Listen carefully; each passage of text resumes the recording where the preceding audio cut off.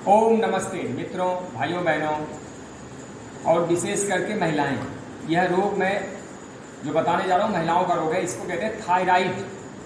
Thyroid एक ग्रंथि होती है यहाँ पे, इसको इंडोक्राइन ग्लैंड्स कहते हैं। इंडोक्राइन उसको कहते हैं जो बिना डक्ट के यानी बिना पाइप के, बिना नली के शरीर के खून में हार्मोन का सेग्रेशन करती है। यह लेडीज़ में अधिक पाया जाता है, यद्यपि पुरुषों में पाया जाता है। यौवन में प्रवेश के समय, इसको प्यूबिट्री काल कहते हैं, गर्भावस्था के समय या फिर मेनोपॉज जो होता है रजो निवृत्ति के समय, शारीरिक मानसिक कोई तनाव हो जाए उस समय यह ज़्यादा इफेक्ट करता है। और थायराइड जो है यह एक आलस्यपूर्ण जीवन शैली का रोग भी कह सकते हैं इसको, क्योंकि आजकल जो लेथार्जिक लाइफ स्टाइल है वह उसकी वजह से भी रोग पनप रहे हैं। तो पहले जो मैं आपको एक संदेश देना चाहता हूँ वो समझ लें कि जैसा खाएंगे अन्न वैसा रहेगा मन, जैसा पिएंगे पानी वैसी हो जाएगी वाणी, जैसे पिएंगे दूधी वैसी होगी बुद्धि, और करेंगे योग तो ही रहेंगे निरोग, आप करेंगे भोग तो लग जाएंगे रोग। तो सबसे अच्छा है कि योग करें, नेचुरोपैथी करें, प्राकृतिक जीवन शैली अपनाएं और रोग मुक्त हो जाए। यह शरीर का स्वभाव नहीं है कि रोगी हो जाए, यह अपने आप रोगी नहीं होता। मैं तो कहता हूँ शरीर को रोगी बनाने के लिए लोगों को कितना मेहनत करना पड़ता है। इतनी मेहनत करके रोग पैदा करते हैं, वो मेहनत करना छोड़ दे रोगी होने के लिए, रोग हो गए। फिर आप स्वस्थ रहने के लिए थोड़ा थोड़ा करेंगे, जो सुखमय सुमरन कर ले तो दुख का है कोई। ओके, मैं डॉक्टर अजीत, आरोग्य कुंज नेचुरोपैथी एंड योग सेंटर बहादुरगढ़ से अभी आपसे रिक्वेस्ट करता हूँ कि इस वीडियो को अंत तक देखिएगा और लाइक कमेंट शेयर करें। कोई प्रश्न है इसके संबंध में तो पूछें, और यदि आपको अच्छा लगे तो शेयर कर दें। ओके, अब आते हैं। देखिए इसके ना कई प्रकार होते हैं। एक होता है ग्वाइटर, जिसको गलगंड कहते हैं, इसको घेंगा कहते हैं। यहाँ पे छोटा सा उभार आ जाता है। पहले तो बड़े बड़े घेंगा रोग देखने में आते थे। यह जो है एक ग्रंथिका होती, नोडूल है, उसमें सूजन आ जाती है और कई बार तो सूजन नज़र नहीं आता लेकिन छूने पर पता लग जाता है। तो इसमें एकाग्रचित्ता कमज़ोर हो जाती है, उदासी आ जाती है, चिड़चिड़ापन, मानसिक संतुलन खो जाता है, वजन गिरने लगता है, भीतरी जो अंदर की व्यवस्थाएं शारीरिक उसमें रुकावट आती है। एक होता है थायराइड बढ़ जाना, यानी उसको हाइपो कहते हैं, थायराइड बढ़ जाना यानी हाइपर हो जाता है। हाइपर में क्या होता है कि वज़न कम हो जाता है, जल्दी जी घबराता है, कमजोरी होती, गर्मी सर्दी सहन नहीं होती, अधिक पसीना आता है, उंगलियों में हाथ में कपकपी होती, कब्ज हो जाता है, दिल की धड़कन तेज हो जाती, पेशाब बार बार आता है, थकावट हो जाती, मेमोरी जो यादाश्त शक्ति वो कमज़ोर हो जाती, हाई ब्लड प्रेशर हो जाती, भूख लगना है, पीरियड में गड़बड़ी हो जाती, माहवारी अधिक आती है, कम आती, बाल का झड़ना, ये सब होता है। एक होता है थायराइड का सिकुड़ना, उसको कहते हैं हाइपोथायराइडिज्म। हाइपोथायराइडिज्म क्या होता है कि इसमें ग्रंथि हार्मोन कम बनाती, हाइपर में अधिक बनाती, वो शरीर को इतना ज़्यादा हार्मोन देती कि शरीर की चीज़ें खाने लगती। एक हाइपो होता है, हाइपो में हार्मोन कम बनता है, उसकी वजह से क्या होता है कि चीज़ें अधिक देर तक रुकती है, जिसमें वजन बढ़ जाता है, इसमें सर्दी सहन नहीं होता ज़्यादातर, कब्ज रहता है, जी घबराता है और जोड़ों में अकड़न रहती, नब्ज़ की गति धीमी हो जाती, चेहरे पे सूजन हो जाता है, कमर दर्द हो जाता है, शरीर में क्रैम्प्स आते हैं, ये सब होता है। इसके लिए 3 जाँच बने। जाँच क्या है? T3, T4 और TSH होता है, टेट्रा आयोडायोथिनीन कहते हैं इसको। यह क्या होता है कि इस खून में जो हार्मोन है, जो थायराइड हार्मोन पैदा करके देती है, वो टेस्ट कर लेती है कौन सा हार्मोन ज़्यादा है कौन सा कम है, उसके बेस पे इसको उसकी पहचान करते हैं। यद्यपि महिलाओं में बाएं हाथ के इस उंगली का ये नाखून उभर के तोते के चोंच जैसा हो जाता है। ज़्यादातर महिलाओं को जो होता है इसका मतलब हाथ वो थायराइड का पेशेंट है। यह हाइपो में भी होता है, हाइपर में होता है। हाइपो में थोड़ा कम होता है, हाइपर में थोड़ा ज़्यादा होता है। तो ई उंगली, लेफ्ट उंगली, कभी कभी राइट उंगली में होता है, उसका हार्मोन का देखना होता है कौन से भाग में बढ़ा है, तो उसमें नाखून बढ़ के और तोते की चोंच जैसा हो जाता है। तो ये है इसका टेस्ट, पता लग जाता है थायराइड सिकुड़ा हुआ है या बढ़ा हुआ। इसके कारण समझ लें, फिर मैं उपचार बताता हूँ। कारण तो है कि भोजन में आयोडीन की कमी हो जाती है।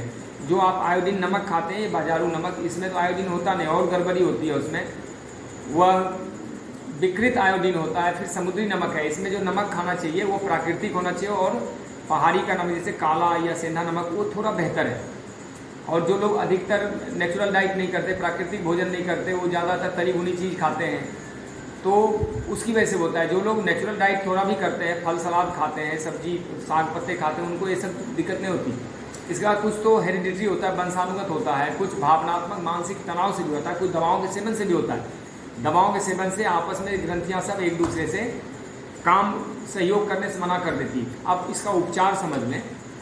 उपचार तो इसमें 3-4 चीज़ें बताता हूँ। पहले तो एक तो फास्टिंग करना सीखें। थायराइड के रोगी अगर फास्टिंग करते हैं बहुत लाभकारी होता है। थायराइड अपने आप फास्टिंग में उसको काम नहीं मिलता तो धीरे धीरे करके अपने हार्मोन को संतुलित कर लेता है। इसके उपवास के दौरान खूब पत्तों का, सब्जियों का, फलों का जूस पिया करें, नारियल पानी, गन्ने का रस, या फिर पालक, मेथी, धनिया, पुदीना, सरसों के पत्ते, गाजर, मूली के पत्ते, करी पत्ते, इस सब का जूस पीना चाहिए। खासकर पालक और धनिया, यह 2 पत्ते इसके रामबाण इलाज हैं। धनिया यदि सूखा भी आप भिगो दें और मसल के उसको पिएं या उबाल के पिएं तो धनिया का काढ़ा भी बहुत फ़ायदा करता है। इसके अलावा पत्ता गोभी, गाजर, चुकंदर, अनानास, संतरा, मौसमी, अंगूर, सेब और लौकी या फिर ककड़ी, खीरा, टमाटर, इस सब का भी जूस आपको बहुत फ़ायदा करता है। जूस नहीं तो खूब आप सलाद फल खाया करें। तो इसके बाद क्या करें, जैसे पहले उपवास कर लें 2-3 दिन का, इसके बाद फिर नेचुरल डाइट पा जाए, खूब फल सलाद सब्जियां खाएं, तिल का दूध पिए। मेरे यूट्यूब चैनल है, उसमें नट्स मिल्क आप देख लें, नट्स मिल्क कैसे बनाते हैं, तिल का, मूंगफली, नारियल का दूध बनाने को, काजू बादाम का दूध बनता है, उस दूध को पिए। लेकिन पशु का दूध आपको बंद करना पड़ेगा। तेल, घी, मिर्च मसाले, अचार, मुरब्बे, चटनी, ये सब ज़्यादा ना खाएं। चटनी खाएं तो बिना नमक के ताज़ी चटनी खा सकते हैं, अचार खाएं तो थोड़ा खा सकते हैं, इसमें मेथी दाना और सौंफ वगैरह पड़े हों वो अचार आप खा सकते हैं। इसी तरह जब फिर 5-7 दिन नेचुरल डाइट पे रहते हैं, फिर आप सामान्य आहार पे आ जाएं, जिसमें कम से कम भोजन का 80% भाग कच्चा होना चाहिए, जैसे फल हो, सलाद हो, सब्जियां हो, अंकुरित अन्न हो, ड्राई फ्रूट्स भिगे को हो, साग पत्ते हो, नारियल हो, पपीता, केला, इस ढंग का भोजन होना चाहिए। या फिर बीज गिरियाँ हो, तिल मूंगफली के बीज को पेस्ट बना के पी सकते हैं। और 1 वर्ष का भोजन में आप यूँ मान लें 70-80% कच्चा भोजन करें, 20% ही अग्नि पे चढ़ा हुआ भोजन करें, तब तो कामयाब हो सकते हैं, नहीं तो कठिन रोग है जल्दी ठीक नहीं होता। इसके अलावा इसमें कमलगट्टा, मखाना, चावल जो ब्राउन चावल है, और पान का पत्ता, अनानास और धनिया, ये सब बहुत फ़ायदा करता है इसमें। जो पानी का फल है ना, सिंघाड़ा जैसे हो गया, सिंघाड़ा जो पानी में पैदा होता है, जल में उगने वाली चीज़ें बहुत फ़ायदेमंद रहती है। जैसे चावल वगैरह भी पानी में होता है, पान का पत्ता होता है, पान का पत्ता डंठल सहित चूसें, थोड़ा चूना लगा दें, सौंफ डाल दें, पान का पत्ता बहुत फ़ायदा करता है इसमें। और नमक, मैदा, चीनी, ब्रेड, बिस्किट, चाय, कॉफ़ी, दूध, घी, रिफाइंड तेल, मांस, अंडा, ये जो भुजिया, पापड़ी, ये जो पेप्सी कोला खाते रहते हैं, ब्रेड वगैरह के आइटम और फिर नशा वगैरह करते हैं, ये तो आपको छोड़ना ही पड़ेगा। 1 कप पालक के रस में 1 बड़ा चम्मच शहद और 1 छोटा चम्मच यदि जीरे का चूर्ण मिला के लेते हैं तो अद्भुत फ़ायदेमंद रहता है। खाली पेट ले लें या फिर खाने के 2-3 घंटे बाद भी ले सकते हैं। इसी तरह साबुत धनिया मैंने बता दिया, भिगो के ले सकते हैं।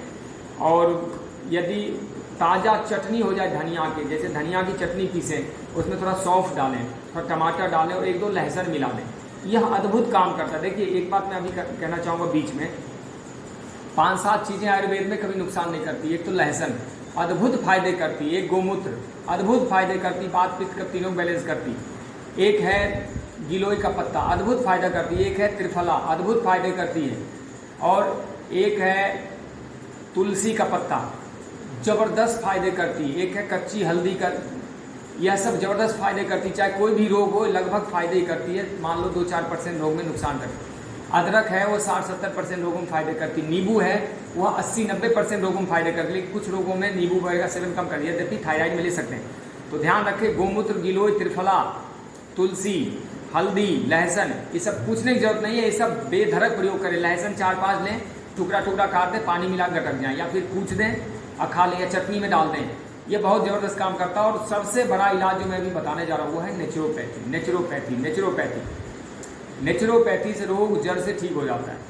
मिट्टी लगवाते हैं, सिकाई, एनीमा, मसाज, हॉट फूड, गले पे मिट्टी, गले पे सिकाई। अब मैं आपको एक व्यायाम भी बताऊंगा, यह सब करते हैं, पूरा शरीर से जहर ही निकल जाता है, हार्मोन अपने आप बैलेंस हो जाता है। अगर नेचुरोपैथी करते हैं तो यह रोग 3-4 महीने में ठीक हो जाता है।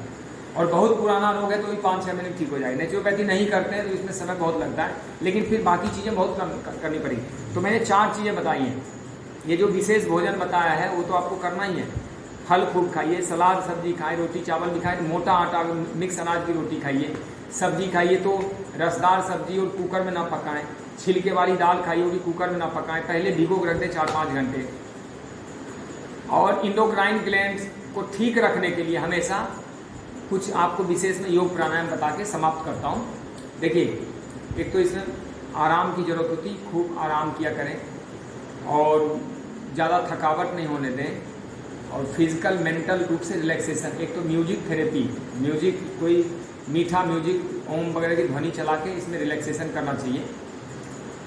इसमें व्यायाम मेन गले का है। गले व्यायाम एक तो यहाँ से ये करिए, सांस भर के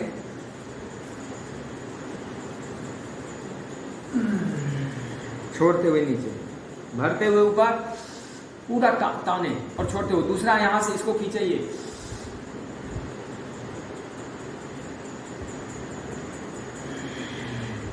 तीसरा देखिए यहाँ से इसको घुमाइए, गोल गोल घुमाए गले को, यहाँ से इसको ये देखिए, इसको ये, जिसमें गले का फंक्शन हो। इससे 2 फायदे हैं, आगे से हार्मोन ठीक होगा थायराइड के, और पीछे सर्वाइकल में भी इसका फायदा होगा, मस्तिष्क में भी फायदा होगा, फेफड़े में भी फायदा होगा। फायदे ही फायदे हैं। यहाँ से खींच सकते हैं ऐसे, यहाँ से खींच सकते हैं ऐसे। तो ये तो आप समझ गए मोटे तौर पे। सिंघारे के मौसम में सिंघारा खाइए, कमल ककड़ी की सब्जी लंबी लंबी आती वो खाइए, पान का पत्ता खाएं, और थोड़ा अदरक वगैरह मुलेठी वगैरह भी चूस सकते हैं। अब जो मैं बताने जा रहा हूँ, ये एक्सरसाइज बताने के बाद थोड़ा प्राणायाम इसमें बहुत काम है। एक तो कपोत ऊंचाई होता है,